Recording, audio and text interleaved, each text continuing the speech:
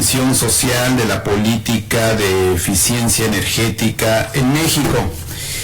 El ingeniero Juan Ignacio es ingeniero químico industrial, tiene maestría en ciencias en administración y planeación de hidrocarburos, ambos grados por el Instituto Politécnico Nacional.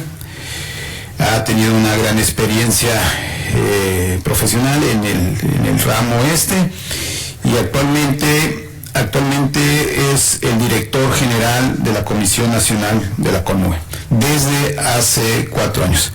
Él me dijo, no quiero que digas más del currículum, ahí la dejo, le damos la palabra al ingeniero para que nos platique sobre el asunto que nos toca. Adelante, ingeniero. Muchas gracias, Álvaro. Bueno, pues buenas tardes, muchas gracias. Antes que nada quiero agradecer la invitación al doctor Rigoberto García, al Colegio de Sonora, al Colegio de la Frontera Norte, y cuando recibimos la invitación pudimos platicar del tema.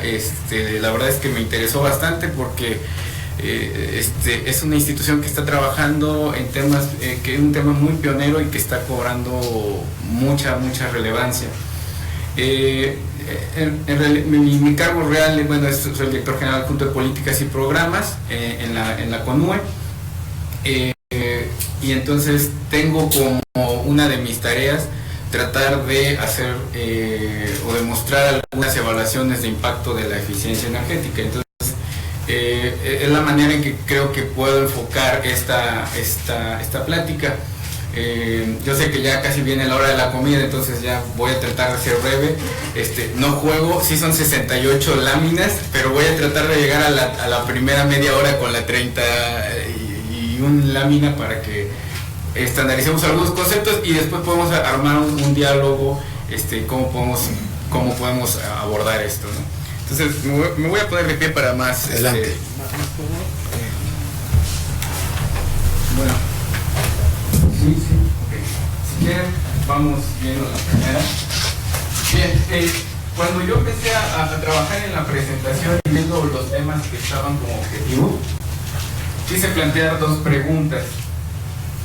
La primera era si la evidencia de pobreza energética en la región fronteriza, o la fronteriza considerando los 2 borders, es suficiente para impulsar la toma de decisiones de política pública, tal vez de un lado o de ambos lados, al ser algo tan reciente, ¿no? Después quise enfocar esto en si la evidencia de la existencia de los impactos de eficiencia energética es suficiente para poder contribuir a contrarrestar esta pobreza energética. Porque si es así, bueno, se convierte esto en una opción para hacer, trabajar esto. Entonces, muchos de los conceptos ya todos mis colegas de alto nivel esta mañana lo han estado tomando, y entonces me van a facilitar la conducción de estas diapositivas. Pero el corazón de la presentación está en 2 rubros. Uno que tiene que ver con la eficiencia energética, que vamos a hablar de cuál ha sido el tema del impacto, la aportación en las últimas 2 décadas por parte de la política de eficiencia energética nacional, y ahí vamos a tocar el tema que tiene que ver con pobreza energética, de la eficiencia energética en los aparatos de los hogares. Pero el otro que tiene que ver, que es un tema que lo voy a dejar para el final, es el tema que tiene que ver con la envolvente térmica de la vivienda, que ha sido una preocupación esta mañana de prácticamente todos los ponentes han tocado, que es urgente ponerle un zoom a esas políticas, ¿no? Por el lado de la pobreza energética, todo lo que se está generando hoy en día en términos de la literatura especializada, tocan puntos que tienen que ver con los bajos ingresos de la población, es decir, ciertos grupos vulnerables de la población que sufren esta parte de la economía, altos precios de la energía y, por supuesto, la calidad de la vivienda. Entonces, sobre eso vamos a estar hablando esta hora y 20 minutos que tenemos el espacio. Adelante, por favor. Entonces, muchos de mis colegas ya tocaron estos temas, pero quiero rescatar algunas cosas para retomarlas. a manera de cierre del día, que también nos pueden ser útil, o a lo mejor por ahí si alguien llegó un poco tarde, ¿no? También es útil, ¿no? Entonces, ¿qué podemos rescatar de todas las reflexiones que hay en torno a la pobreza energética? Básicamente tomando la literatura que ha generado la Agencia Internacional de Energía. Adelante. Bien, por la mañana se mencionó el tema de que, bueno, se le denomina el concepto, cuando nos queremos referir a que existe una falta de acceso a la energía. Está sucediendo en países subdesarrollados, y esto es resultado de una mala infraestructura. Entonces, quedémonos con el tema de la infraestructura básica inadecuada en este caso, ¿no? Ya lo referían también, los que sufren más esta pobreza energética son ciertos grupos, los más vulnerables económicamente hablando, ¿no? Entonces, sirve también para referir a cuando los gastos en la factura energética de ciertos estratos de la población son muy elevados y tienen que destinar sus ingresos hacia esa parte. Hablaban que hay como referencia que cuando más del 10%, por lo menos el 10% de los ingresos familiares se destinan a la factura energética, llámese electricidad, gas natural, ya estamos hablando de que la existencia de la pobreza energética. Aunque, como alguien lo mencionó en la mañana, toda este conocimiento, esta reflexión, esta información está sucediendo en los países desarrollados. Por eso celebro mucho que sea la universidad y el colegio que están enfocándose estos temas, porque sobre todo lo podemos adaptar, y no necesariamente ese sea un rango en base a las estadísticas que cuenta el país, ¿no? Entonces, y bueno, como ya decía, que los tres factores que influyen en la pobreza energética tienen que ver con los ingresos, con los precios de la energía y con la calidad de la vivienda. Cualquier combinación de esto puede hacer que las familias, para vivir medianamente cómodos, tengan que destinar una mayor porción de sus ingresos a la habitabilidad de su vivienda, ¿no? Adelante. Bien, también se refirió por la mañana que, bueno, esto se está investigando recientemente, los enfoques están muy abiertos. Tiene que ser un tema de análisis multidisciplinario, como lo decían en la mesa anterior. Eso va a ser muy, muy, muy importante, ¿no? Pero en general se considera el centro de muchas de las problemáticas que tienen que ver en torno a la pobreza energética, que la principal preocupación es que los hogares no tengan que destinar parte de sus ingresos para ciertos usos finales, no todos, ciertos. Unos tienen que ver con el calentamiento y el enfriamiento de la vivienda. También, en la medida que los grupos más vulnerables reciben estos efectos dentro de su vivienda, pues bueno, se incrementa se hace un círculo vicioso, digamos, en cuanto a que cada vez van a tener que destinar más y más y más y más ingresos de los que cuentan, ¿no? Entonces, las características de la problemática es que esos hogares, esas comunidades en general, las más pobres, pues van a sufrir de un confort térmico inadecuado, que eso puede llevar a cuestiones de un aumento de movilidad y de mortalidad, inclusive, como algunos estudios en Europa lo demuestran, sobre todo cuando tiene que ver con la parte del frío y exceso de frío también. Y eso incide mucho en el desarrollo del ser humano como tal, ¿no? O sea, yo no sé, digo, cuando uno era estudiante, estar estudiando a las 6 de la tarde para un examen en un cuarto con calor, no creo que sean las mejores condiciones para aprender o para desarrollarse como persona, como ser humano, ¿no? Y el punto final que quiero rescatar de esta parte de la presentación es que ¿qué están haciendo los gobiernos? Hay distintas iniciativas alrededor de este tema.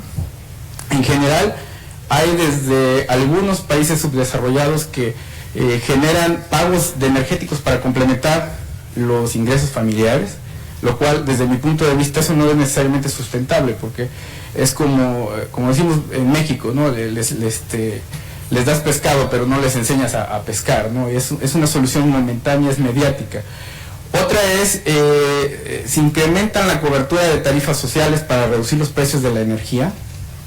Esto pasa en México, como saben, durante mucho tiempo el gas LP ha estado subsidiado y las tarifas eléctricas también en ciertos niveles de consumo también están subsidiadas. Pero hay algunos países que hoy en día ya están optando por realizar inversiones en la mejora de la calidad de la vivienda o en promover aparatos más eficientes, ¿no?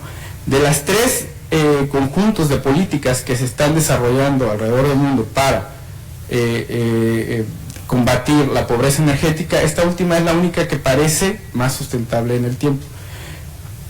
Evaluar esto puede requerir una complejidad muy alta. Qué bueno que aquí hay un cúmulo de investigadores muy importantes que podrían tomar estas líneas de investigación para más adelante, ¿no? Adelante. Sobre la eficiencia energética, y solo para homologar un poco algunos conceptos y algunas palabras que tengan que ver clave en torno a la definición. Seguimos. En realidad, si ustedes se van a la literatura, pueden encontrar muchas definiciones del concepto de eficiencia energética. No las voy a leer todas, pero casi todas provienen de organismos internacionales o de instituciones muy reconocidas. Aquí traigo las más significativas y las más reconocidas, del Consejo Mundial de Energía, de la Agencia Internacional de Energía, de Lawrence Berkeley en Estados Unidos, del International Electrotechnical Commission y del American Council for an Energy Efficiency Economy. Lo interesante es que muchas de estas definiciones van agregando cosas a las que les tendríamos que poner atención. Evidentemente, algunas de las definiciones hablan de una reducción de energía, que es lo primero que se nos viene a la mente. Otros hablan de una gestión y limitación del crecimiento del consumo de energía. Algunas más, pues, dicen simplemente usar la energía, menos energía para obtener lo mismo, ¿no? El mismo servicio. Otras comienzan a meter que también tiene que ver con los patrones de conducta de la gente, lo cual también es cierto. Y al final hay otras definiciones que hablan de obtener el mismo satisfactor. Entonces, todos esos conceptos giran en torno a la definición. Seguimos. La forma más rápida o más sencilla con la cual casi todos nos podemos imaginar un concepto propio es usar menos energía para obtener el mismo servicio, o usar la misma energía para obtener más servicios, o usar menos energía para más servicios. Cualquiera de esas tres variantes estamos haciendo eficiencia energética. Lo que es una consecuencia de hacer eficiencia energética es el ahorro de la energía. Y entonces, para hacer ahorro de energía, eso sucede a través de medidas o acciones de eficiencia energética. Cualquier medida o acción de eficiencia energética se va a obtener básicamente a través de dos cambios. Uno tecnológico o otro comportamental en este caso. O sea, adoptar una tecnología que te va a dar el mismo servicio o mayor servicio por la misma cantidad de energía, es un cambio tecnológico. Hoy en día, pues bueno, cambiar el uso de un aparato para obtener un uso final de energía, eso nos permitiría. Por el otro lado, una mejor organización o gestión de comportamientos, que esa es una parte más de conducta de los seres humanos o de organización de las empresas, también nos puede provocar este ahorro de energía. Adelante. En general, esa sería la vinculación que existe en el concepto. Y en el tiempo, ¿cómo podría suceder? Bueno, un cambio tecnológico, estamos teniendo una intensidad de uso de la energía en el tiempo, y llega un momento en que se implementa una medida de eficiencia energética y aparentemente empieza a haber una disminución en el consumo de energía. Esto señala que hay que poner atención en qué hicimos diferente un antes y un después. Esto tiene una problemática en la definición del concepto. No hay manera de medir técnicamente digamos el ahorro de energía, lo cual puede traer ciertas dudas en la forma de cómo interpretar el concepto en general. Hoy en la mañana decíamos que una de las barreras para transmitir la problemática de la pobreza energética es que podemos transmitirle a los políticos de manera metodológicamente sustentada una problemática, como es el de la vivienda, como es el de los bajos ingresos. Entonces, esto trae una complejidad, pero existen métodos internacionales y protocolos para aplicar este tipo de metodologías. Adelante. Evidentemente, cuando vamos a hacer un cambio tecnológico para obtener el mismo satisfactor, vamos a hablar siempre vamos a hablar de cuatro tipos de potenciales de ahorro de energía, lo cual podría darnos resultados diferentes dentro de ese gap antes y después de aplicar una medida de eficiencia energética. Podemos hablar de un potencial técnico, puede que la tecnología exista, podríamos hablar de un potencial económico, puede ser que simplemente sea económicamente viable, podemos hablar de uno factible, que es que se pague por sí solo en el tiempo, y podríamos hablar de uno real, es decir, si las condiciones del entorno cambian, como puede ser el clima, como puede ser una línea de producción adicional, el resultado va a ser diferente, ¿no? Eso nos puede variar los resultados. Excelente. En general, ¿cuál sería la relación entre la aportación de la eficiencia energética en temas de desarrollo sustentable? Bueno, evidentemente al consumir menos energía, al generar ese ahorro de energía, va a haber una disminución de la necesidad de ese consumo. A su vez, puede haber una reducción de contaminación ambiental para obtener esa energía. Vamos a conservar recursos naturales, como puede ser agua, como pueden ser reservas petroleras de gas, para no abastecer ese uso de energía. Podemos mejorar la productividad, es decir, empresas que se hacen más eficientemente productivas van a gastar menos recursos en la parte de producir un bien, y eso los convierte en una empresa más competitiva.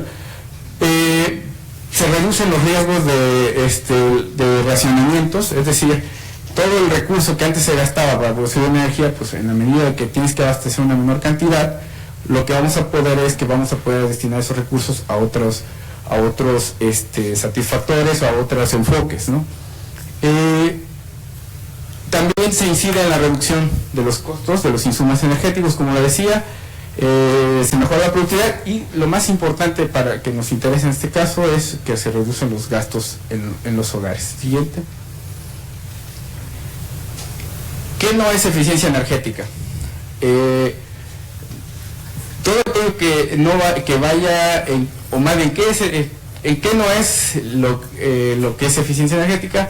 La eficiencia energética nos tiene que quedar claro que no va en contra ni de confort, ni de seguridad, ni de productividad, ni de economía. Esta gráfica, bueno, a mí me gusta mucho porque nos da una idea, a veces, sobre todo a quienes vivimos en la Ciudad de México. De repente hablamos del tema de los calentadores solares, ¿no? 4 días nublados seguidos en la Ciudad de México, ¿no? Si solo tienes la opción del calentador solar, no te bañas con agua caliente. Eso no es eficiencia energética, eso es conservación de la energía.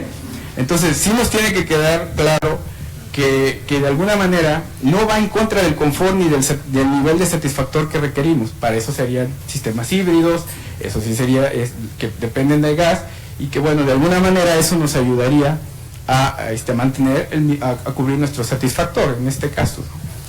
Lo importante en este tema es que siempre hay una múltiple opción de decisiones, que si nosotros nos pusiéramos a pensar cuántas maneras tenemos de obtener una ducha de agua caliente, podría ser con gas LP, con gas natural, con leña, con sol, con energía solar. La decisión que tomemos puede ser sustentable en el tiempo, nos puede reducir los gastos de alguna manera y nos puede ayudar a tener mayor disposición de esos recursos financieros en el hogar.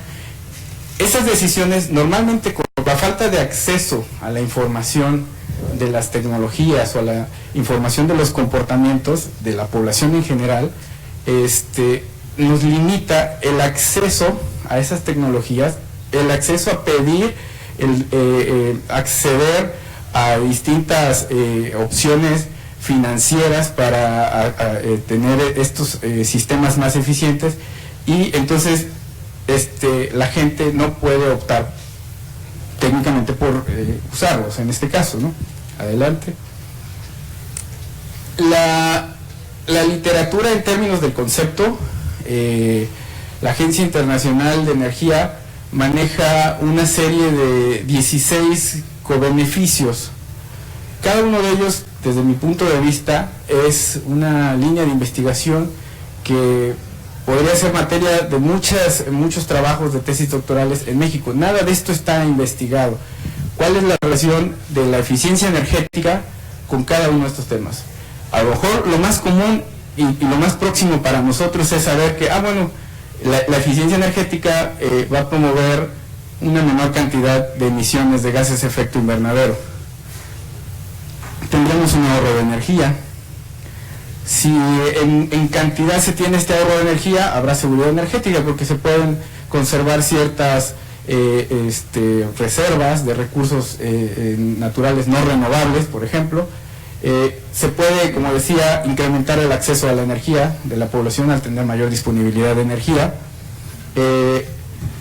Promueve mercados más eficientes al reflejar los precios reales de la energía. Esto es muy importante porque una de las barreras de la eficiencia energética es que los mercados tengan subsidios, ¿no?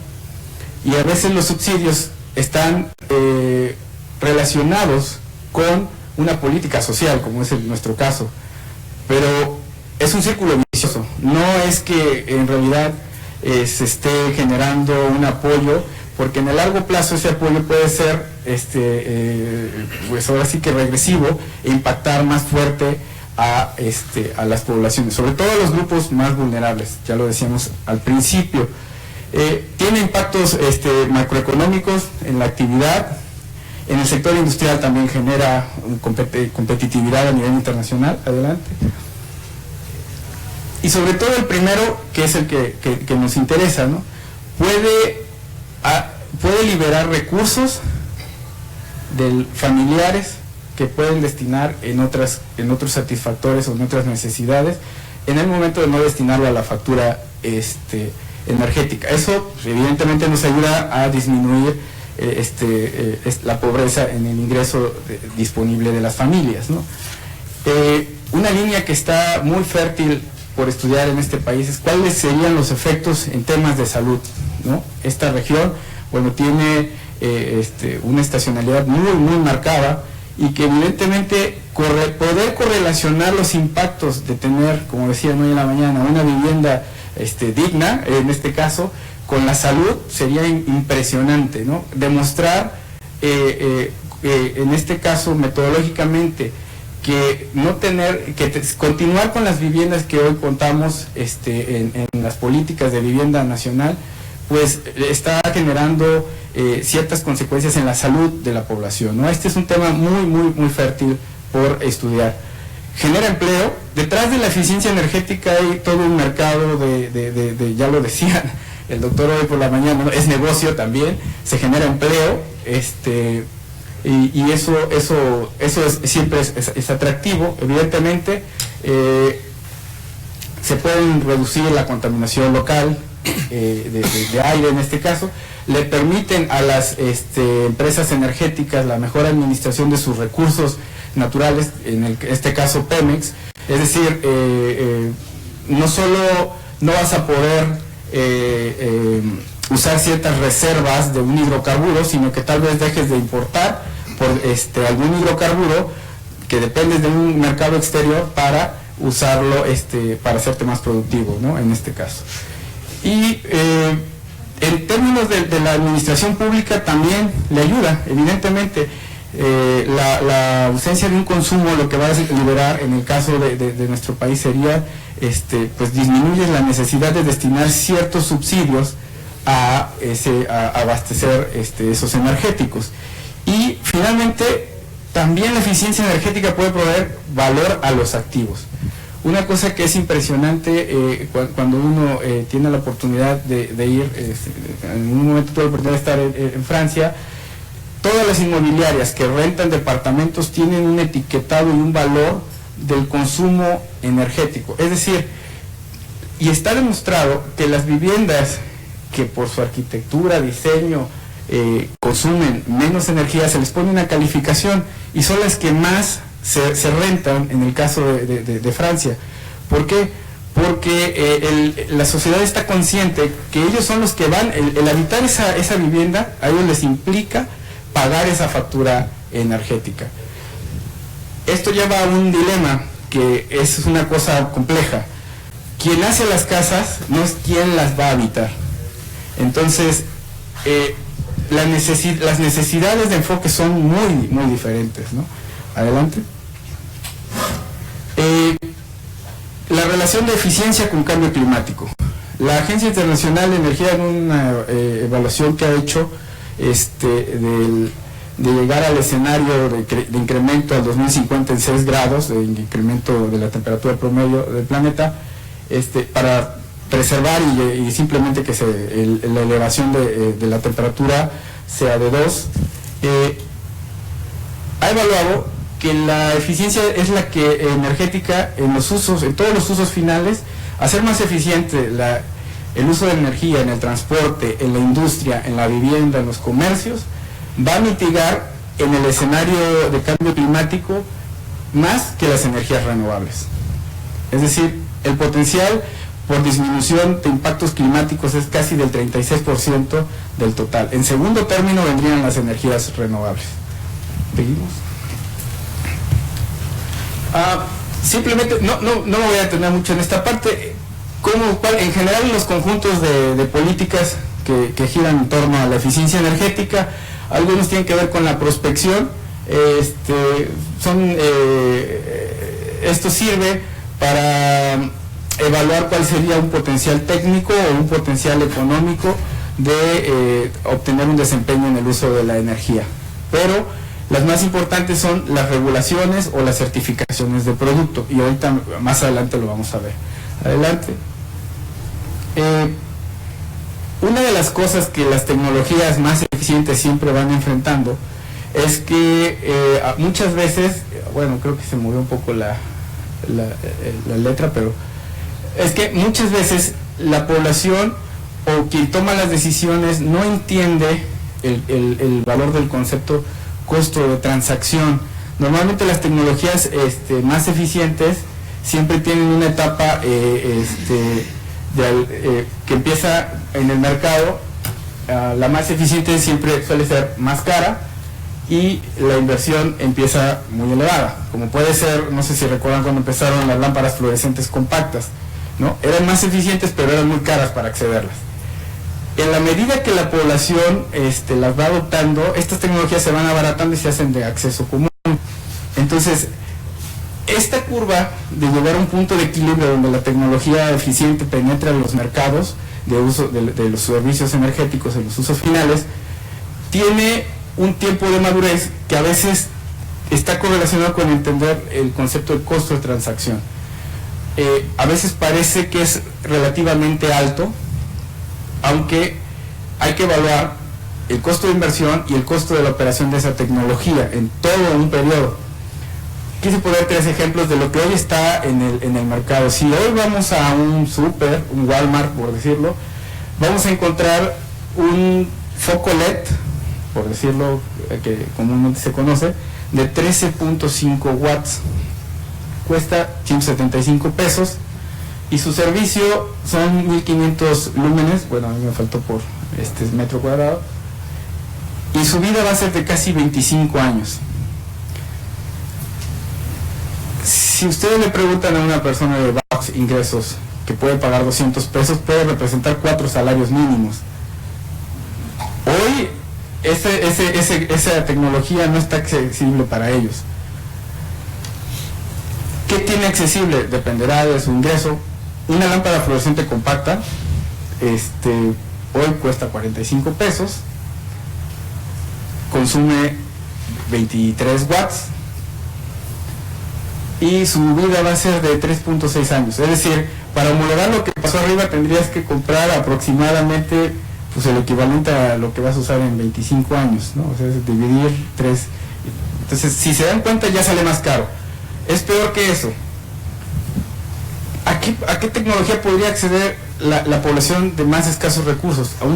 Un foco halógeno, incandescente halógeno, que hoy cuesta en el mercado 23 pesos, que da menos servicio. Por cierto, omití aquí el tema del servicio. Esto tiene que ver con la intensidad de la eficiencia energética que da, ¿no? A veces vemos más luminosos unos lugares que otros, ¿no? La lámpara fluorescente va a dar 1000 lúmenes aproximadamente. En el caso de la halógena va a dar, la tradicional que inventó Alva Edison, da más o menos 1400 lúmenes, pero solo va a durar 10 meses.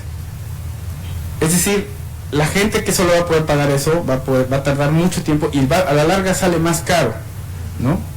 Entonces, entender el concepto de costo de transacción en este tipo de políticas es muy, muy importante. Pero el tema de costo de transacción está presente en todos los temas de eficiencia energética. ¿Seguimos? Hay otras políticas que son dar incentivos y crear esquemas de financiamiento a tecnologías más eficientes. Algunas ya las decían en la mesa número 2, ¿no? Hay políticas de reordenamiento urbano también que suelen ayudar a que estas políticas se desarrollen. ¿Seguimos?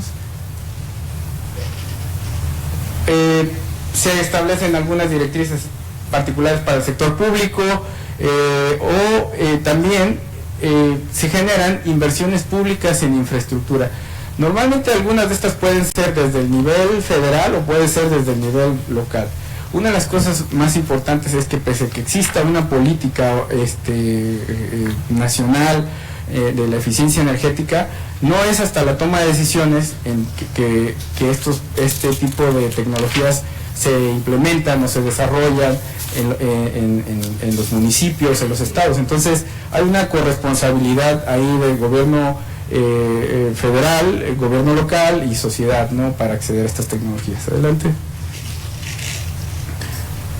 En el caso de la industria llega a haber también algunos acuerdos voluntarios para alcanzar ciertas metas de desempeño energético, y otra política pública que soporta la eficiencia energética es la información, ¿no? Difundir estos resultados, ¿no? Adelante. La innovación tecnológica que hacen los institutos de investigación en México también es muy importante. Y por último, medición y monitoreo, que creo que esto puede ser de mucho interés. Si no podemos demostrar los impactos de esto no hay manera de que siga creciendo como en algo positivo. ¿Seguimos? Desde el panorama de cómo un país puede desarrollar cualquier política de eficiencia energética que sea exitosa en su sociedad, debe de existir pues prácticamente tres grandes conjuntos de política pública, ¿no? Marcos propicios, que es decir, existan leyes, decretos, estrategias, planes de acción, mecanismos de financiamiento, arreglos institucionales, porque muchas veces esto requiere una transversalidad tanto vertical como horizontal. Es decir, para que un municipio pueda acceder a tener una tecnología eficiente en su alumbrado público, evidentemente se necesita que haya una política desde el gobierno federal, desde el gobierno estatal y llegue al gobierno municipal, ¿no?, donde se toman las decisiones. Pero también esta es una de las grandes barreras de la eficiencia energética. La eficiencia energética es transversal. Es decir, si quisiéramos hacer una política de movilidad, tendríamos que recurrir a muchos actores con distintos intereses, con distintos enfoques. Es decir, no es un tema de eficiencia energética, es un tema de desarrollo urbano, puede ser un tema de pobreza, puede ser un tema de política de subsidios, de desarrollo regional, o inclusive y evidentemente de movilidad, ¿no? Y debe de existir mecanismos de coordinación gubernamental para facilitar el vehículo de estas políticas de eficiencia energética, para que se generen metas y las evaluaciones correspondientes. Seguimos, por favor. Bueno, dentro de ese marco de la gobernanza de la eficiencia energética, el papel de la CONUE como una institución del gobierno federal pues es el órgano técnico encargado de promover la eficiencia energética. ¿Cómo lo ha hecho en términos de una política, digamos, la más exitosa que cuenta la institución? Seguimos. Tenemos distintos programas Uno es el tema de la normalización de la eficiencia energética en este caso. Tenemos otros más en términos de sistemas de gestión, la administración pública, el calentamiento solar y otros dirigidos a la industria. ¿Seguimos? El sistema, me voy a centrar en el tema del sistema de la normalización de los equipos consumidores de eficiencia energética en esta parte, porque es la que puede estar más correlacionada con nuestro tema. Realmente, bueno, la CONUE desde 1989, antes se llamaba CONAE, después apareció ya en una ley, que fue la LACE, que la referían hoy esta mañana, y pero las normas, no fue hasta 1992, con la Ley Federal de Metrología y Normalización, que realmente se empezaron a hacer formalmente las normas oficiales mexicanas de la institución, por una delegación de facultades que tuvo la Secretaría de Energía. En este caso, lo que quisiera destacar es que cuando se desarrolla una norma de eficiencia energética, en teoría, es de obligatoriedad nacional para aquel sistema consumidor de energía que se esté regulando en ese momento. ¿Seguimos? Una NOM tiene que ser de observancia obligatoria, tiene que ser una autoridad competente técnicamente facultada para expedir una norma oficial mexicana.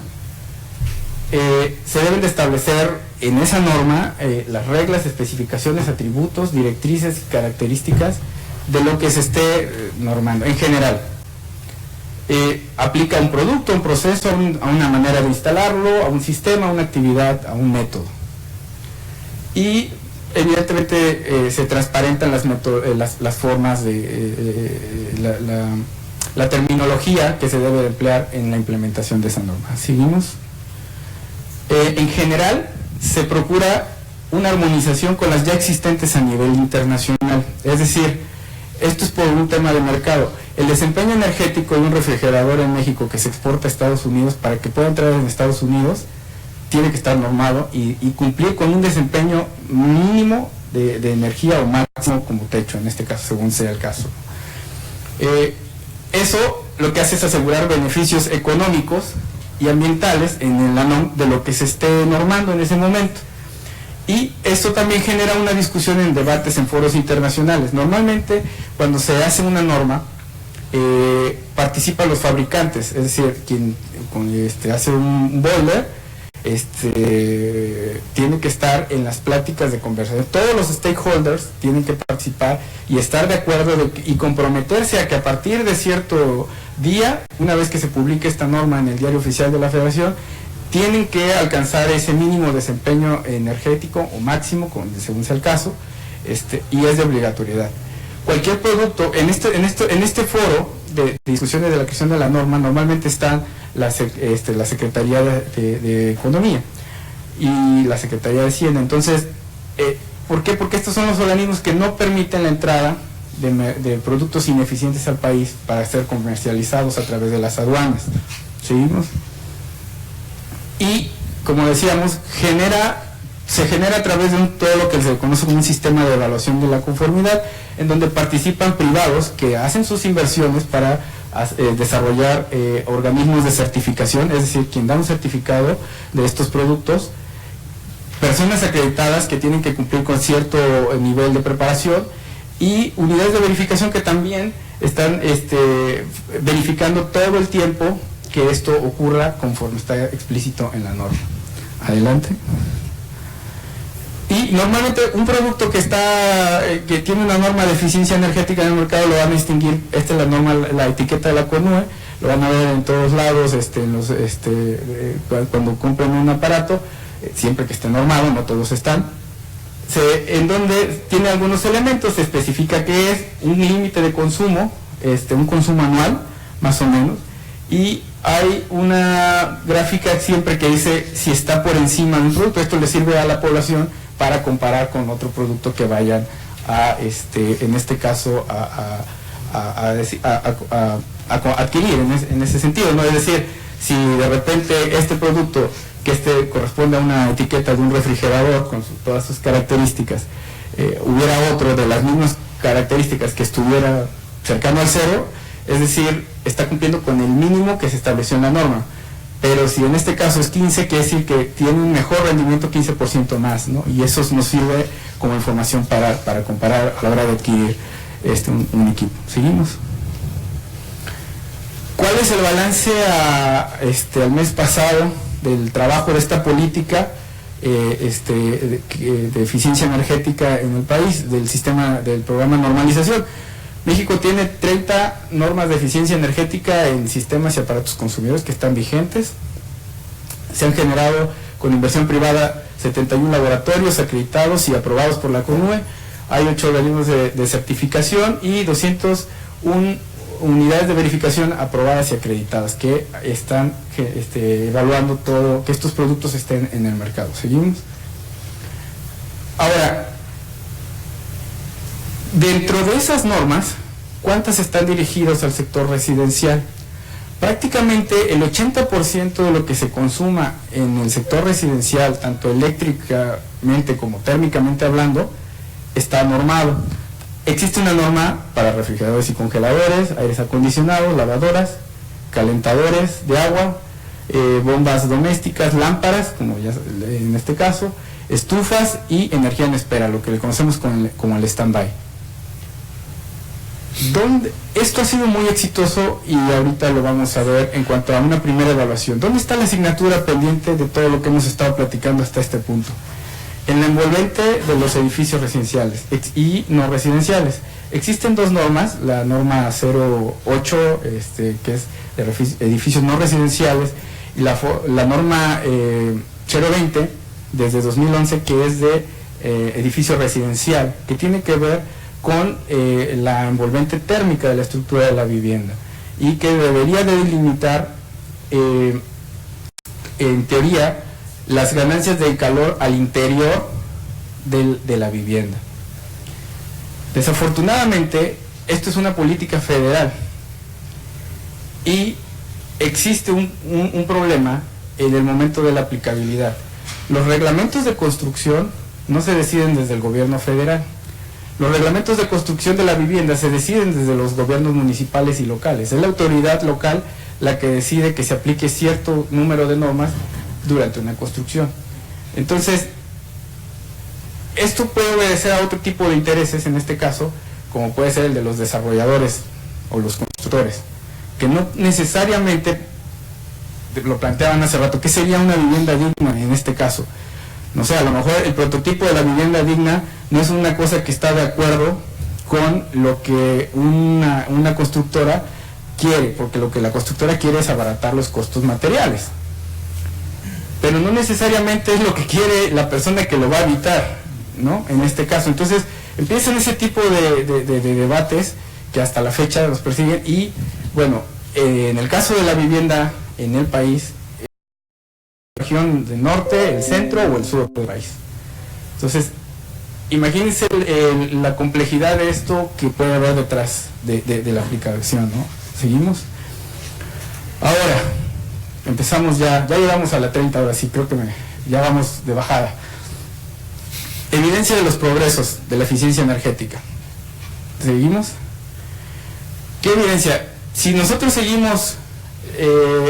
las normas más o menos tienen se están revisando porque la tecnología cambia todo el tiempo, más o menos en promedio cada norma de las que he descrito se revisan con los fabricantes en un promedio de 4 años, hay un máximo de cada 5 años.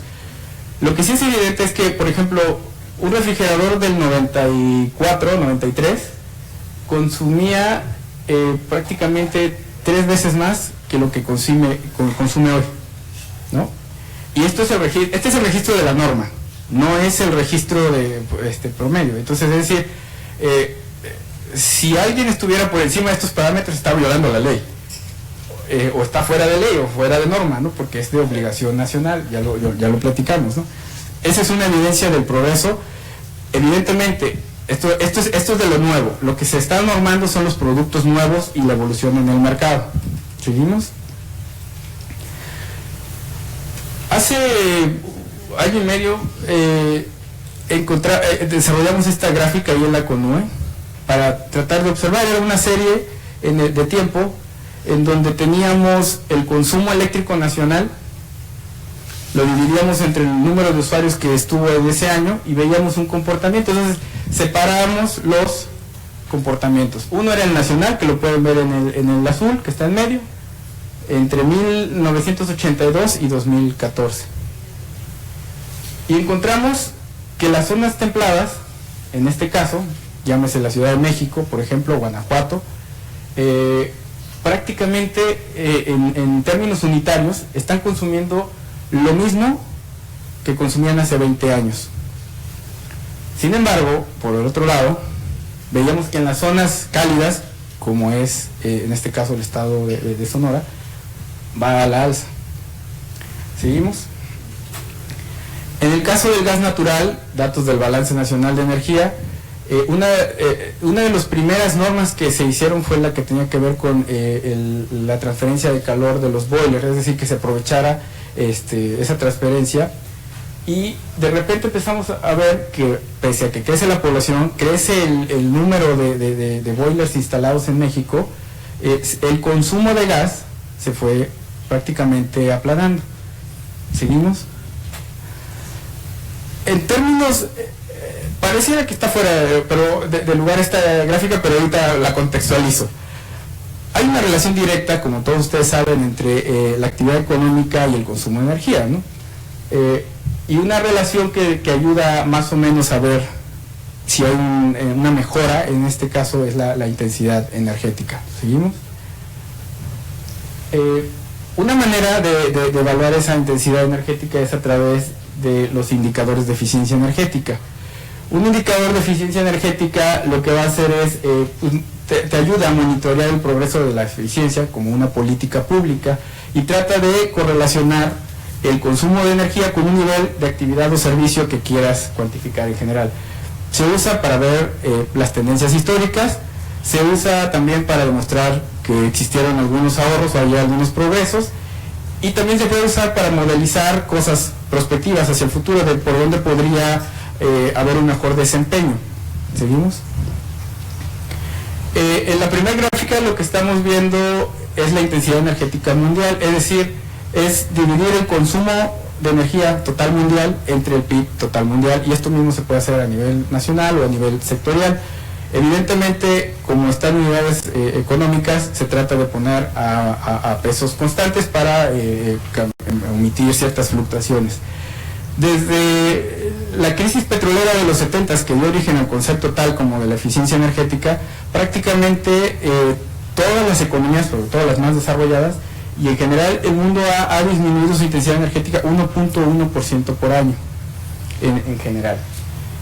Y esta gráfica, como pueden verla de abajo, en la naranjita tenemos el consumo total mundial de energía, y en la parte de abajo vemos cómo va disminuyendo esta relación de intensidad energética, que lo que nos quiere decir es hablar de una productividad energética, es decir, cada vez necesito menos energía para producir el mismo peso o dólar de mi economía. ¿Seguimos? Ahora, estos indicadores pueden irse desagregando, y es una manera muy sencilla de ir evaluando los progresos de la eficiencia energética. ¿Cómo? Dependiendo de la información y los estudios que se vayan desarrollando. ¿Seguimos? Y podemos llevarlos a cada uno de los sectores y a cada uno de los usos finales de la energía, siempre y cuando tengamos la información o tenemos que generar la información para ser evaluados. En el caso del sector residencial, que es lo que queremos voltear a ver, es que podemos hablar de un progreso de la evolución de la calefacción o del aire acondicionado, o podemos ver el tema del calentamiento de agua según la información con la que dispongamos. ¿Seguimos? Y así para todos los sectores. Entonces, vamos a tener tres tipos de indicadores que pueden darnos impactos distintos en general. Uno puede ser los coeficientes económicos, que es decir, como ya decía ahorita, una productividad económica, ¿no? Cada vez necesito menos energía para generar el mismo peso del PIB, ¿no? en el país. O otro puede ser los coeficientes técnicos económicos. Cada vez necesito que esto relacione una producción física, por ejemplo, esto se ocupa mucho en industrias, que obtienen, por ejemplo, una tonelada de acero, y tal vez al dividirlo por el consumo de energía que se destinó para producir esa tonelada, evidentemente se está monitoreando el progreso y por ende también la huella de carbón que está dejando ese mismo producto, ¿no? O puede haber simplemente indicadores de difusión. No sé, hace 5 años, hoy hay en los hogares mexicanos hay casi 2.1 calentador solar instalados. Estamos hablando de 30 millones, 2.1 millones de hogares, de un total de 30 millones de hogares, 31 millones de hogares. Entonces, ese tipo de porcentaje se conoce como que la tecnología se le puede dar seguimiento en el tiempo y vemos si está penetrando o realmente no está siendo aceptada. ¿Seguimos? Pero ¿qué dice el caso de México? Como decía, la primera norma aparece en el 95 y si nosotros vemos cómo se ha comportado el crecimiento de la economía desde el 95 en términos constantes, es la línea morada, podemos ver cómo el consumo nacional de energía, que tiene dos componentes, el consumo final y el consumo de transformación. El final es el de los sectores que ustedes ya saben, transporte, industria, residencial, servicios. El consumo de transformación es lo que ocupa Pemex y CFE para producir más energía, ¿no? También se necesita energía. Entonces, ¿qué fenómeno estamos observando en los últimos años? Que empieza a haber un desacoplamiento de crecimiento. Estos son los crecimientos adicionales tomando como referencia el 1995, que es cuando empiezan las normas. Entonces empieza a haber un desacoplamiento. Esto me da una señal esperanzadora a mí que me dedico a esto para pensar que vale la pena, que realmente sí la eficiencia energética está generando un impacto en el país. Ahorita estoy hablando en lo general. ¿Seguimos? Esto sería separando estas dos componentes que yo les decía.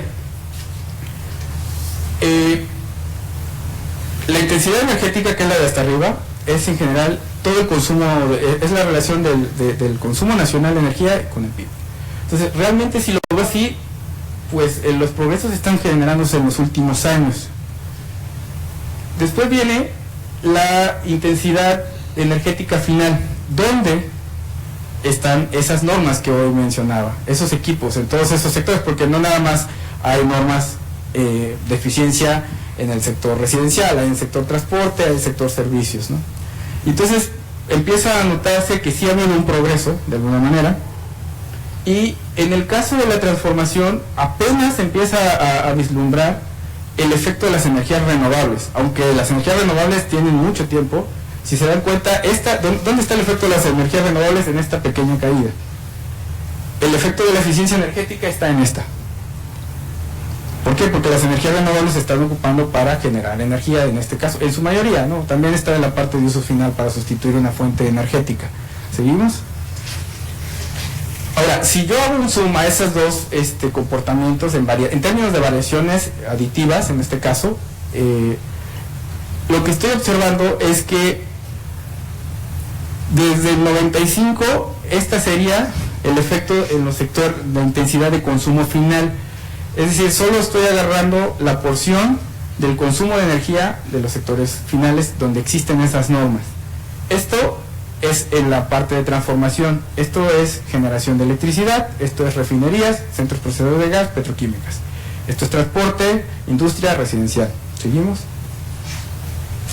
Si yo evalúo y le vuelvo a hacer otro zoom a esa parte del consumo final de los sectores, lo que estoy viendo es que prácticamente la línea roja es la que representa el sector residencial, donde la mayor parte de las normas se ha estado concentrando en 20 años. Los otros sectores, el segundo sector más importante, ahorita lo vamos a ver, es el sector industria. Pero la industria no tiene casi normas de eficiencia energética. La industria se hace eficiente por supervivencia en el mercado y por competitividad. ¿Vemos? Siguiente, por favor. Si yo tomo otra vez una tasa absoluta, desde 1995 al último año que pude tener, es cuál ha sido el comportamiento de los consumos de energía en términos de intensidades. La línea color salmón o rosa es la del sector residencial. Si yo tomo en términos absolutos, ha disminuido 43% de esa intensidad, 43.1% esa intensidad. El segundo sector es la industria, como ya lo refería, 24%, Nótese que sectores donde prácticamente no se hace nada en eficiencia energética, como el sector agropecuario, más allá de crecer, está incrementándose su intensidad. ¿Seguimos? Ahora, ¿qué hay del contexto de la región? Adelante. Primero, vamos a dar el contexto. Prácticamente la región concentra, los 6 estados fronterizos concentra el 18% de la población, y existen ciertos contrastes como existe en lo climatológico, o sea, se tiene grandes extensiones y también grandes concentraciones de población. Se tiene, digamos, en términos per cápita, y considerando el área, una densidad la más elevada del país, que se encuentra en el estado de Nuevo León, es decir, algo así como 78.1 habitantes por cada kilómetro de área de ese estado, pero también se tiene la más baja del país, que en este caso, pues bueno, es el estado de Sonora, ¿no? ¿Seguimos? Perdón, Chihuahua, perdón, sí, se me fue. Ahora, ¿qué cosas sí son, qué datos sí tenemos duro para hablar de algún efecto y empezar a tomar un criterio si esto está bien o está mal? Es notorio que, bueno, ahí están, estos son los datos de la NIC 1992, 2000 y 2014. Cada vez todos los estados se han incrementado en número de viviendas habitadas. Lo decían hoy por la mañana. Hoy, con respecto a hace 20 años, prácticamente hay un integrante en la familia menor en el hogar tipo de los estados, de los 6 estados fronterizos, ¿no? Eso, en teoría, tendría que darnos como resultado que se está consumiendo menos energía. Finalmente es el habitante del hogar el que está generando este consumo de energía, ¿no? ¿Seguimos?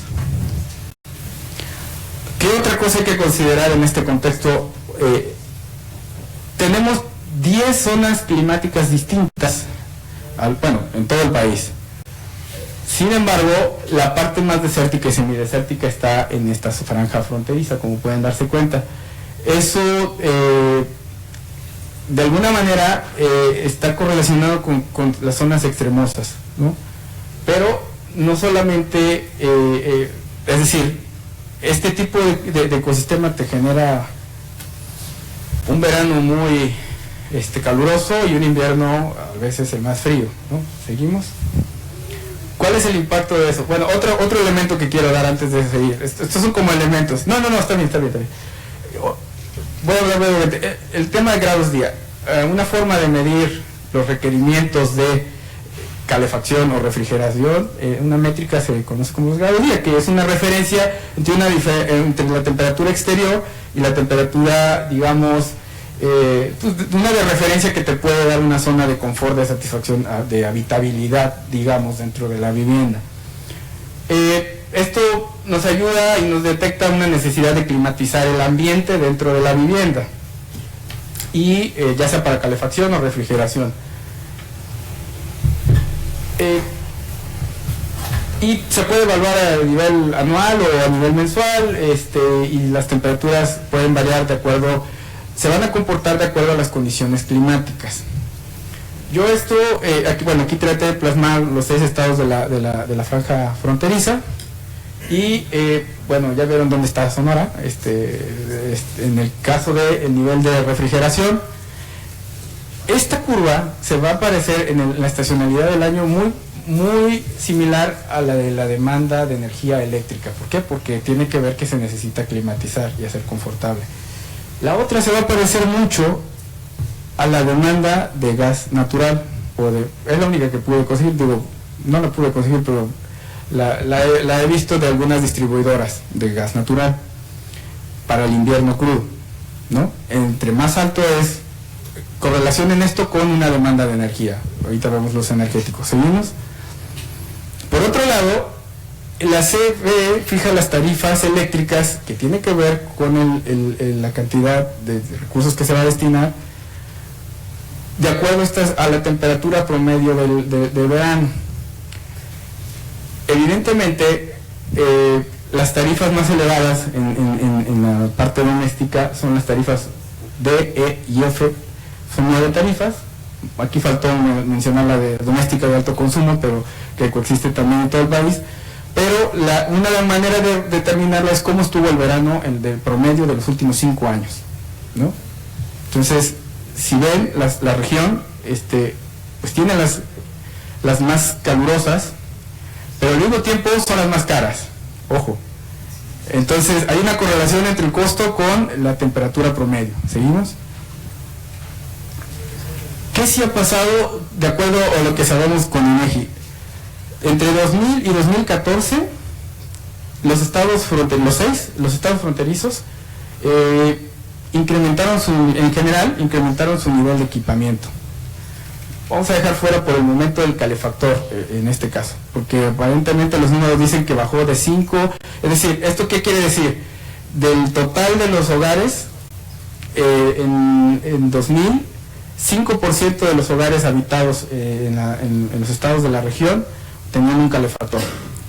A 2014, en la última encuesta de INEGI, dice que es 3.2. Ahí no, digamos que no se equivocó, se equipó más, es una relación extraña, pero es el único caso.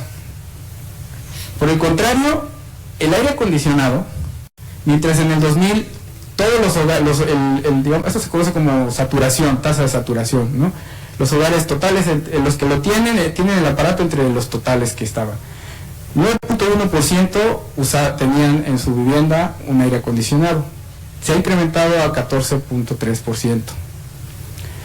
En términos de ventiladores, que es para el confort, de 51.5 ha pasado a 45. Lo que no sabemos es si existe un efecto de sustitución, porque tal vez las viviendas se están equipando más con aire acondicionado porque ya es intolerable la condición ambiental, y no quiere decir que estén dejando de usar el aparato, ¿no?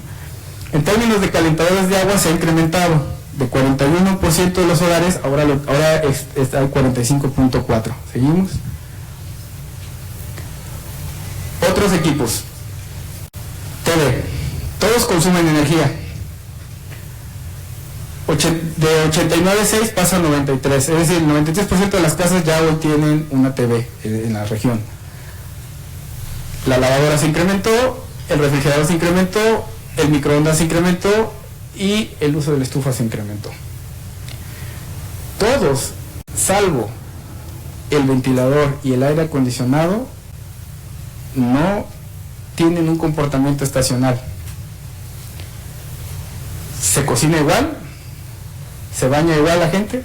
Bueno, eso esperamos, o sea, que la gente se ve la tele las mismas horas, los mismos días, pero el aire acondicionado no. Es el más, digamos, el que impacta más la estacionalidad. ¿Seguimos? Esto con base en datos del INEGI, entre el 96 y el 2015, el promedio de hogares que tenían un aire acondicionado en todo el país era prácticamente 1.5 millones y se triplicó en todo el país a 4.6 millones de hogares que necesitan un aire acondicionado. Entre 2015, en general, en 2015 había 7 millones de equipos instalados de aire acondicionado, de los cuales el 54% de los que registra INEGI están en esta región, es decir, más de la mitad. Y en el caso, en las gráficas pueden ver más o menos cuál ha sido la tendencia de equipamiento. En el caso del promedio equipo por hogar, la región, en promedio, los estados de esta región, pasaron de usar 1.23, era el promedio de equipos instalados por aquel hogar que sí decía yo sí tengo al menos un aire acondicionado en total. El promedio equipo usado por hogar subió a 1.48 en prácticamente 20 años, ¿no? Eso nos da una cifra de una necesidad de que se está incrementando de algo. ¿Seguimos? En el caso de los ventiladores, prácticamente en todo el país se duplicó a 7 millones de hogares, de 8.2 a 15.7 hogares que tienen al menos un ventilador. El parque instalado de ventiladores es 27 millones actualmente. de los cuales el 34% está instalado en esta región. Y lo más importante es que nuevamente el número de equipos promedio por hogar que sí tienen un ventilador se incrementó de prácticamente 1.6 a 1.87, que es por encima del promedio nacional. El promedio nacional anda como en 1.6. ¿Seguimos? Ahora, ¿se acuerdan de los grados día? De aquel lado van a ver la estacionalidad en 2015 de lo que yo llamo la demanda de acondicionamiento de espacios. Estos son datos de CFE, simplemente toman el consumo mensual, lo dividen entre los usuarios que estaban registrados en CFE y les da esa curva. Estos son, las unidades, sí, son kilowatt hora por mes usuario que facturaba la CFE.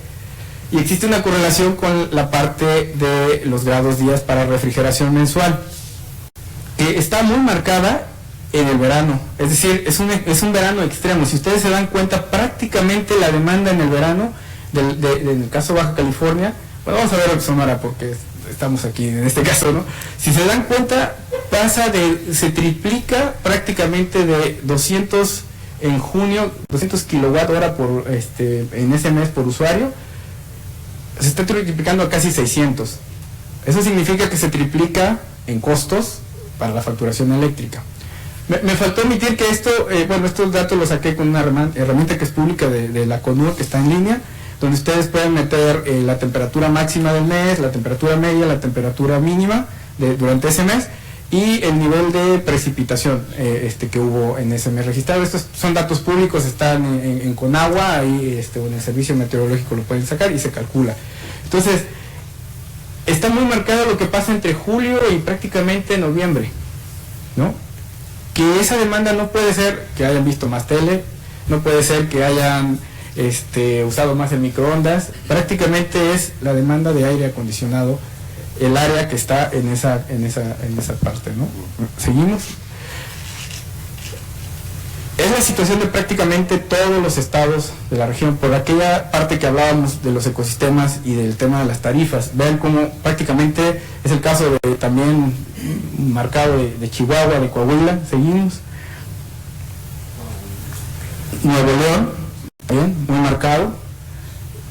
Y Tamaulipas también. Es decir, si se dan cuenta, de menos se está duplicando el nivel de consumo, ¿no? En esas dos estacionalidades. ¿Seguimos? Ahora, si ustedes tratan de calcular por diferencia lo que pasa en el promedio de los que están abajo y lo restan a lo que está arriba, más o menos nos podría dar un aproximado de lo que sería la demanda para acondicionamiento de espacios. El promedio nacional ahorita de esa curva, que es diferente en todo el país, en los estados del sur es prácticamente 9 meses, aquí prácticamente es más de 6 meses, está dando 24%, es decir, 24% se requiere para el ventilador y para el aire acondicionado. Lo dramático es que solo tuve acceso a las series históricas de la CFE del 2008 al 2016. En promedio nacional, el país se ha incrementado entre 2008 de 19% a 24%. Pero ahora sí, nos vamos a lo que es la región fronteriza, vemos que prácticamente ha sido paulatino la demanda de aire acondicionado en el estado de Sonora. Pasó de 44% del total del consumo unitario a hoy el último año que conseguí, al 52.7%. Pudo haber sido el niño, la niña, lo que sea, está muy marcada la tendencia. El promedio nacional es que platicábamos, pero otros 4 estados, prácticamente 5 de los 6 estados han estado incrementando por las condiciones climáticas su demanda de aire acondicionado en la región, salvo el caso de Chihuahua, que está por debajo del promedio, pero aún así lo ha aumentado, ¿no? Entonces, seguimos. Ahora, ¿cuánto del incremento de ese consumo eléctrico para acondicionamiento de espacios se debe a la calidad de la vivienda? quise hacer una correlación muy simplista, muy sencilla, pero que con el afán de que alguien lo tome y lo complementemos. En una correlación de los datos del INEGI,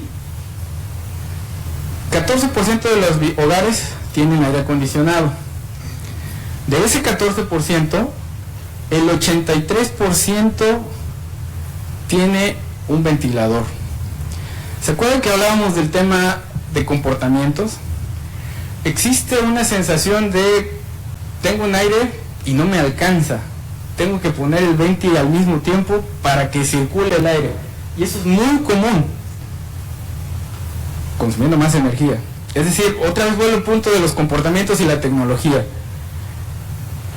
Y lo que es peor, cuando hice la tercera correlación de ok, tengo aire acondicionado y tengo ventilador, ese 83% es de los hogares totales del país. Es decir, el otro 17 no tiene está dividido entre la diferencia de los que tengan aire acondicionado y los que nada más tienen el puro ventilador, ¿no? Todos tienen el único proxy que encontré para analizar la calidad de la vivienda era que tuviera una losa de concreto, porque es difícil pensar que tengas un aire acondicionado en una casa de palma, como pudiera ser, o de madera, ¿no? Sin embargo, la correlación da que el 90% de esos que tienen aire acondicionado y ventilador tienen una casa de concreto, ¿no? De cemento, como lo conocemos. Ahora, si me voy al tema regional de los estados de la frontera, estoy encontrando, bueno, primero en la primera franja, el número de hogares que registra el INEGI. De esos, salvo Baja California, que el 26% tiene aire acondicionado, veamos Sonora, este es el total de hogares, 70% de los hogares del estado tienen un aire acondicionado. De ese 70, el 88% tienen aire acondicionado y usan un ventilador. Y de esos 88, 86% tienen una casa que es de concreto.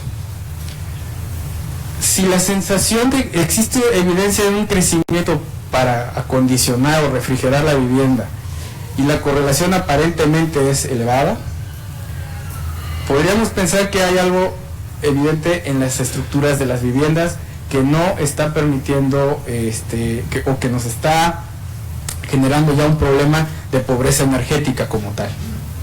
¿Seguimos? Ahora, perdón porque soy un ocioso de los números del INEGI, entonces traté de poner una foto muy amplia. Existe la encuesta nacional de vivienda. Si ustedes hacen un promedio ponderado de la edad de las viviendas, ahí preguntan a la población de qué año su vivienda o cuando la adquirió, es un proxy. Las viviendas que están ocupadas en el país, en general tienen 18 años en un promedio ponderado de edad. Sin embargo, si analiza dónde hay cortes de series históricas, lo cual es un proxy también nuevamente de aquellas viviendas que tienen una edad máxima, esto resulta 62 años. Esto nos da una idea de que la vida útil de una vivienda en México puede alcanzar los 62 años. Este es el dato del estado de Guanajuato. Si vemos los promedios actuales de la zona fronteriza de las viviendas que están hoy habitadas, de oeste a este, prácticamente Baja California 17 años, Sonora 17.5, Chihuahua 20.1, Coahuila 21.7, Nuevo León 19.7 y 17.5 en Tamaulipas. Las edades máximas de la vida útil que registra hoy. Esto, ojo, estoy aquí sacando aquellas viviendas que aparecen, por ejemplo, en Guanajuato, San Luis Potosí, la Ciudad de México, que dicen, es que tiene 100 años. Son viviendas con arquitectura colonial que ahí están y van a estar siempre, ¿no? O sea, esto es y lo correlacioné con los ingresos. Es difícil pensar que una vivienda, alguien de bajos ingresos viva en una casa con arquitectura colonial y de alguna manera, ¿no? Entonces, digamos, fue mi manera de discriminar estos datos. Entonces, la vida útil máxima en el Estado de Sonora serían 48 años. Entonces, si en la gran mayoría del país no se aplica en los reglamentos de construcción la norma de eficiencia de envolvente térmica, si una vivienda puede durar hasta 62 años, si está creciendo la demanda para el acondicionamiento de esos hogares, no sé si es urgentísimo tomar la decisión en términos de política pública de implementar esto, porque esto va a tardar más de 20 años en recambiarse. Podemos hacer programas de reacondicionamiento de los hogares habitados. No sé si sea más caro el caldo que las albóndigas, pero continuar construyendo vivienda de interés social en condiciones que están generando este círculo y este ciclo degenerativo en la sociedad, sobre todo en la de los ingresos más bajos, es cuestionable. Porque si no hacemos esa conciencia en estos momentos, el recambio puede tardar casi una generación más. ¿Seguimos? Datos de CONAPO. Si yo tomo los hogares que dice CONAPO en su proyección al 2050, en México van como 30 millones de viviendas habitadas. Para el 2050 va a haber casi 50 millones. Es decir, las que se tengan que construir por lo menos son 20 millones más las que se van destruyendo y se deshabitando en ese inter, es decir, va a ser arriba de ese dato. Es el dato para todos los estados de la región fronteriza. Para el 2050, la región va a tener, del lado mexicano, tendría 19.5% de las viviendas habitadas en todo el país. Es decir, aquí no se va a experimentar efectos de saturación como en ciudades como la Ciudad de México, el Estado de México, donde hay cierta tendencia ya a irse saturando el número de viviendas por la población y por los espacios. ¿Seguimos? Y finalmente, de todo esto que dije, yo no sé si había un valor económico de los progresos de la eficiencia o si es un instrumento para abatir este tema de la pobreza en este contexto de todo lo que he dicho esta tarde. ¿Seguimos? Si consideramos que en términos absolutos es válido hacer la siguiente comparación y podemos analizar, ustedes lo podrían intentar hacer, que sin considerar el valor del dinero en el tiempo, la volatilidad, que normalmente pues cada vez vale menos en este caso, ¿no? En términos del ingreso familiar, en esa óptica veámoslo. La volatilidad de los precios de los energéticos. La electricidad tal vez les va a salir algo muy lineal, pero el caso del gas no. Les va a salir que sea casi triplicado. No creo que los aumentos de salarios mínimos en 20 años sean una cosa de presumir. Sí han disminuido los esquemas de subsidios, y todo lo hemos experimentado. Ya vimos que hay un mayor equipamiento de equipos en los hogares, promedio. Ya vimos que hay un menor número de integrantes en la familia que consumen energía por hogar habitado el día de hoy. Sabemos, como lo decían en la mañana, respecto a los 90s, que hay un mayor número de hogares electrificados en el país, casi el 99%, ya lo decía el doctor García. Y si vemos que la variación de la pobreza, más allá de disminuir, tal vez ha aumentado, adelante, vamos a encontrar, analizando la ENIC del INEGI de 1994, un año antes de que entrara la primera norma de eficiencia energética, y la última publicada del 2014, en el país, que no parece algo muy halagüeño, los ingresos destinados para la factura energética, gas LP, gas natural, electricidad, queroseno y leña, bajó en prácticamente ese periodo de 20 años de 4.4 a 4.2.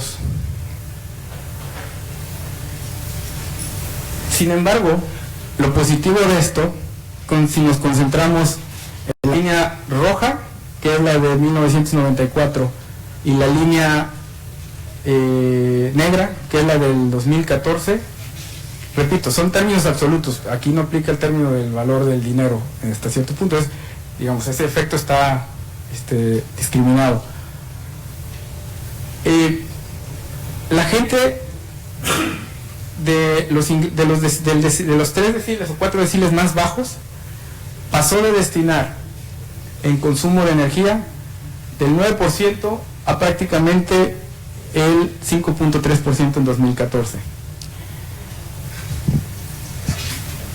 En el caso de los más altos, prácticamente están ese mismo 3%, entre 3 y 4% en el decil más alto de ingreso del país,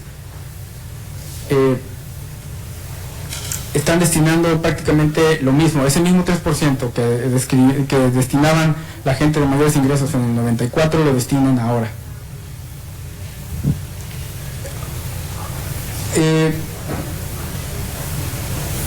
Considerando, como decía, todo lo anterior,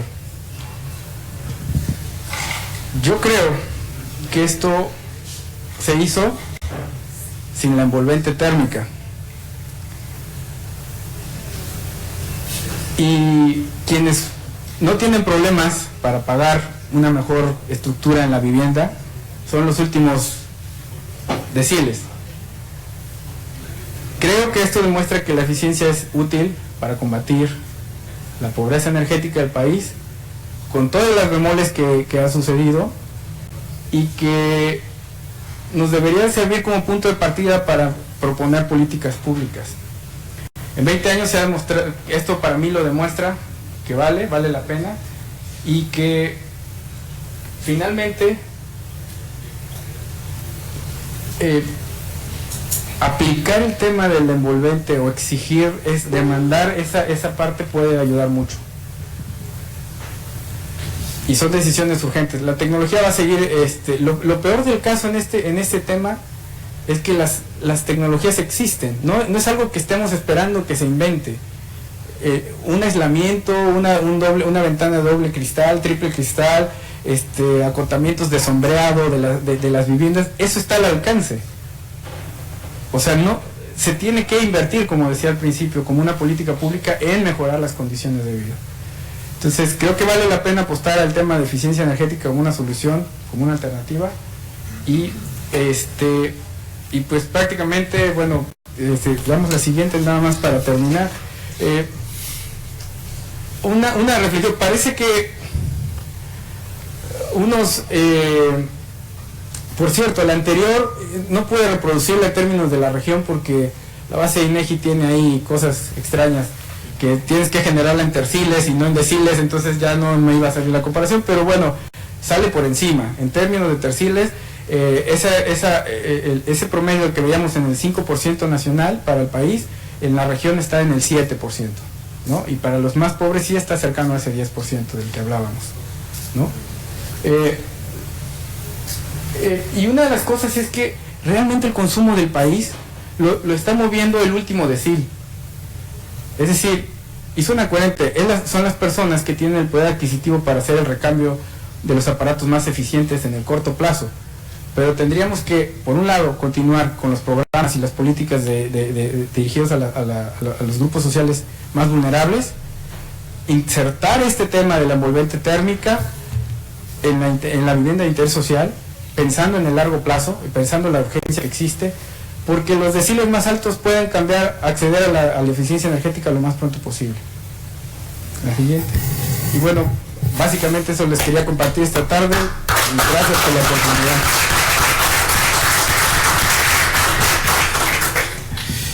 Ingeniero, ya no va a haber ronda de preguntas y respuestas porque nos consumimos todo el tiempo de hoy y de mañana también. Bueno, una pregunta, si alguien, Samuel, a ver, pues yo pensaba que no. Me deja la veo que vean asilo, por favor. Nada como dato, maestro, aquí hay unos compañeros de INEGI. Bueno, que alcen la mano. Los datos están... Yo soy fan de sus datos, créanme. sus datos coinciden con mucho del... Mi pregunta en concreto es particularmente del lado de las normas, de la generación de normas, si estamos siendo lo suficientemente veloces. Si hay oportunidad real, y no es una exageración mía, de que la especie sobreviva al 2050. Si estamos haciendo las cosas en México con la suficiente velocidad como el fenómeno, pues sí, eso es mi punto. Bueno, Jordi, si quieres, sí, para que cerrar. Muchas gracias, muy interesante la ponencia. Bueno, en realidad creo que son dos cuestiones. La primera es que en algunas de las diapositivas yo creo que se puede ver algo que se conoce como el efecto rebote. La CONUE es obviamente responsable, tiene la intención de promover la eficiencia energética, pero al incrementar la eficiencia energética se incrementa el consumo. Eso se conoce en la literatura académica como el efecto rebote o la paradoja de Kermes. Es un efecto que sucede en ciertos segmentos económicos. Entonces, las dos cuestiones es hasta qué punto la CONUE reconoce este efecto y hasta qué punto puede segmentar su diseño de política por niveles socioeconómicos y niveles y regiones. Yo creo que es fundamental. No es lo mismo, como vimos en el último slide, los ricos que los pobres y los de clase media. Los estudios de efecto rebote se enfocan mucho en clases medias, en países que son desarrollados, tampoco en países pobres, ¿no? Entonces, creo que son dos cuestiones fundamentales para ustedes. Gracias. Adelante, ingeniero. De la primera, la respuesta tristemente es muy lentos. Recientemente estamos haciendo un trabajo de análisis de impactos de 20 años de la eficiencia. Hemos trabajado las series de la CENIC y hemos intentado reconstruir curvas de supervivencia. Por darle un ejemplo, un refrigerador en este momento el promedio ponderado está por encima de casi 10 años, pero peor aún, existen refrigeradores instalados en el país, en la población, de casi 26 años. Entonces, eso nos dice que existe un rezago de quienes no pueden acceder a estas tecnologías, ¿no? Entonces, vamos muy lentos. No existe, a diferencia de otros países, un recurso destinado puntual para, para hacer programas muy focalizados. Y cuando se hacen, normalmente no se hace un análisis a conciencia con todas las variables. Le preguntaba, no voy a tener que decir, pero bueno, le preguntaba al principio del sexenio al director de FIDE, oye, ¿cómo hacen eficiencia energética? Me decía, donde podemos. Esa respuesta me hizo mucho ruido. Y yo le decía, pero no tendría que ser como estratégicamente, o sea, digamos, es poco el amor para tirarlo en celos, como decimos. Según yo, si la curva de demanda eléctrica en la Ciudad de México es en la noche, haz un programa de iluminación. O sea, y lo vas a ver en la cosa. Tienes curvas de demanda horaria y puedes ver que el pico máximo en la Ciudad de México sucede entre las 8, doctor, y las 10 de la noche. Bueno, haz temas de iluminación. Ve qué tipo de tele tiene. Si en el norte la curva de demanda horaria pico está a las 4 de la tarde, tiene que ver con aire acondicionado. No, tendríamos que tener estrategias muy bien definidas, como decían, para ir a pasos más efectivos y más acelerados.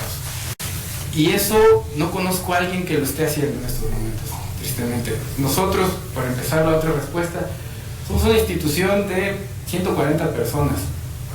No tenemos representaciones regionales.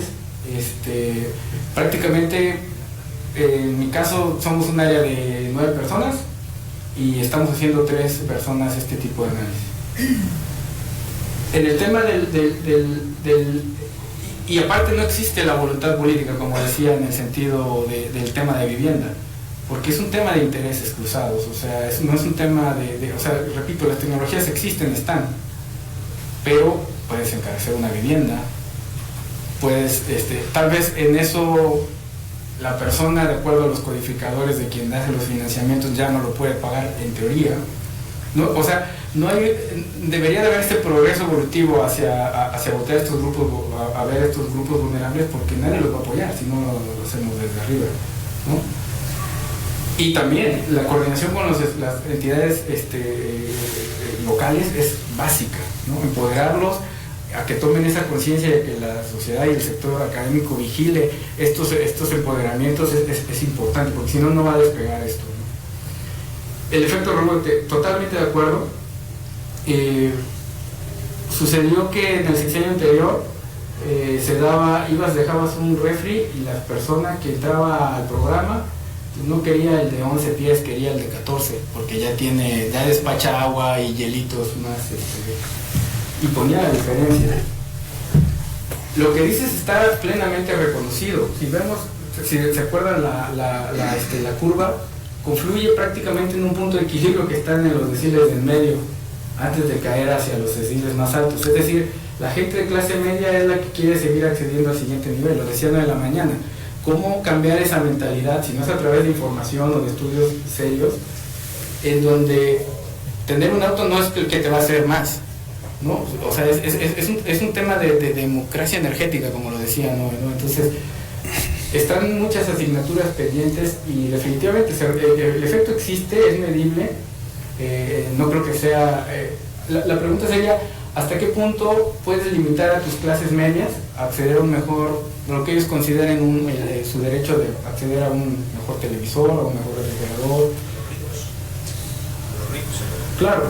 Entonces, la mejor manera siempre va a ser a través de este tipo de regulaciones constantes y evolutivas en periodos cíclicos, ¿no? Para que se regule el mercado en esa parte, ¿no? Bueno, pues vamos a dar por terminado porque Rigo me está presionando demasiado. Entonces yo no quiero tener problemas con el organizador principal. Bueno, le vamos a entregar la constancia a Juan Ignacio y dándole desde luego un aplauso por su interesante conferencia. Muchas gracias, realmente, y nos agarraste cansados y nos tuviste aquí, de veras que interesante todo lo que nos dijiste. Espero que no sea la última vez que vengas por acá y vengas más o menos en agosto, julio, para que sientas. Yo les quiero recordar, para mañana seguimos, si estuvo interesante este día, espérense mañana cómo va a estar. Va a estar más interesante. Empezamos a las 9:30 con el panel 3 de pobreza energética y política pública y seguimos con 2 más. Un anuncio. Todos aquellos que van a venir no van a poder, no vamos a tener acceso por vía autos aquí, porque toda esta parte del centro histórico se está convirtiendo en un escenario de Hollywood y a partir de las 5 de la mañana de mañana se van a cancelar, se van a suspender todas las entradas. Vamos a tener que entrar caminando hasta acá. También más sustentable y así vamos a hacer nuestra pequeña contribución a la eficiencia energética. Muchas gracias, nos vemos mañana entonces.